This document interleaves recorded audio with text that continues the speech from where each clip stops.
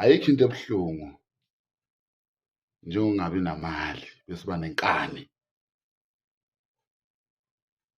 Inkani yakho iphenduka kube ububi uzama ukukhuluma iqiniso. Yabo uma uzama ukudaza inkani eqinisweni kuthiwa umubi. Uma uzama ukumela iqiniso kuthiwa umubi ngoba awunalutho. Phela manje umlomo usuwahlukana nemali manje.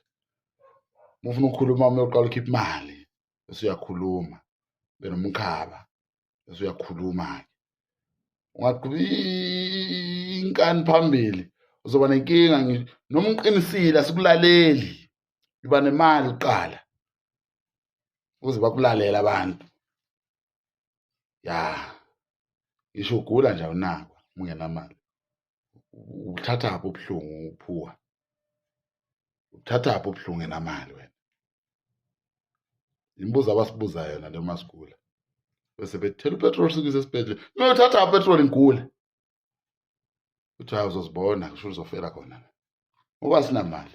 Kodwa uma-ke wagula abantu abanemali manje kugijima ibhanoyi abantu bakhipha imali zokugcina. Eyi Nkosi yami.